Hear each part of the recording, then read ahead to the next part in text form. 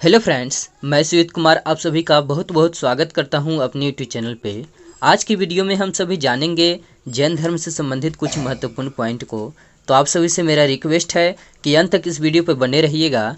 तो चलिए प्रश्न को शुरुआत करते हैं। ये मेरा जैन धर्म से संबंधित पार्ट 1 है, तो चलिए आगे बढ़ते हैं। देखिए, पहला पॉइंट है जैन धर्म का अर्थ क्या होता है। तो देखिए, जैन धर्म का अर्थ होता है जीतने वाला।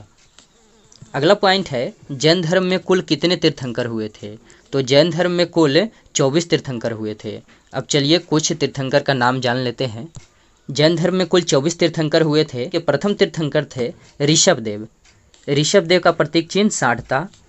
दूसरा है अजितनाथ, इनका प्रतीक चिन्ह हाथी था। 23वें थे पार्श्वनाथ, पार्श्वनाथ का प्रतीक चिन्ह सर्प था। और 24वें थे वर्धमान महावीर, इनका प्रतीक चिन्ह सिंह था।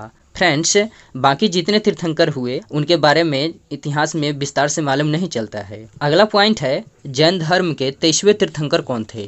तो जैन धर्म के 23वें तीर्थंकर पार्श्वनाथ थे, जो कि हम सब जान चुके हैं। अब चलिए पार्श्वनाथ की जीवनी जान लेते हैं।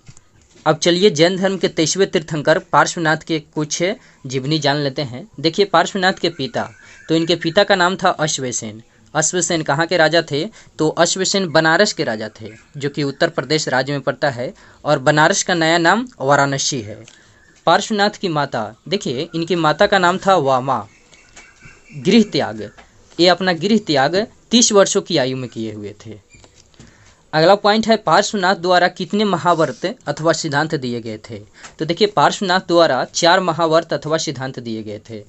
पहला है अहिंसा। अहिंसा का अर्थ होता है मैं जीवित प्राणियों की हिंसा नहीं करूंगा। ठीक है, अहिंसा का अर्थ होता है मैं जीवित प्राणियों की हिंसा नहीं करूंगा। सत्य, सत्य का अर्थ होता है मैं सदा सत्य बोलूंगा। तीसरा पॉइंट आता है अस्त्य। अस्त्य का अर्थ होता है किसी भी प्रकार का चोरी नहीं करना। और अपरिग्रह का अर्थ होता है मैं किसी भी प्रकार की धन या संपत्ति नहीं रखूंगा। तो फ्रेंड्स, पार्श्वनाथ द्वारा यही 4 सिद्धांत दिए गए थे: अहिंसा, सत्य, अस्त्य, अपरिग्रह। अहिंसा का अर्थ होता है हिंसा नहीं करना। सत्य का मतलब सादा सत्य बोलना। अस्त्य का अर्थ होता है किसी प्रकार की चोरी नहीं करना। और अपरिग्रह का अर्थ होता है किसी प्रकार की धन या संपत्ति नहीं रखना। तो फ्रेंड्स, उम्मीद है कि आप सभी निश्चित रूप से इस पॉइंट को समझ गए होंगे। अब चलिए आगे बढ़ते हैं। अगला पॉइंट है जैन धर्म के 24वें एवं अंतिम तीर्थंकर कौन थे। तो देखिए, जैन धर्म के 24वें एवं अंतिम तीर्थंकर थे महावीर स्वामी।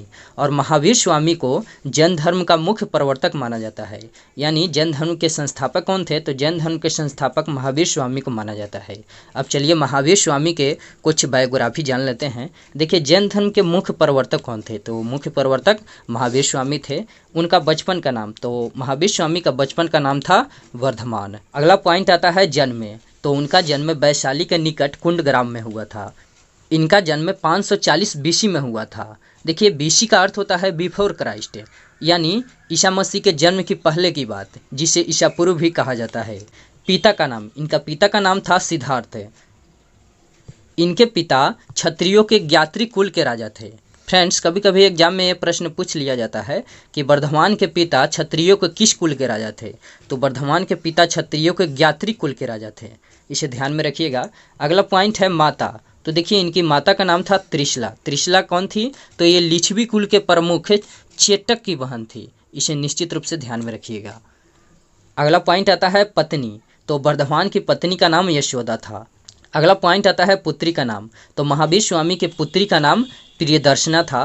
प्रियदर्शना को अनुजा के नाम से भी जाना जाता है। और अगला है दामाद। तो इनके दामाद का नाम जमाली था। जमाली महावीर स्वामी के विरोधी थे। है गृह त्याग। देखिए, महावीर स्वामी 30 वर्षों की आयु में अपना गृह त्याग किए हुए थे।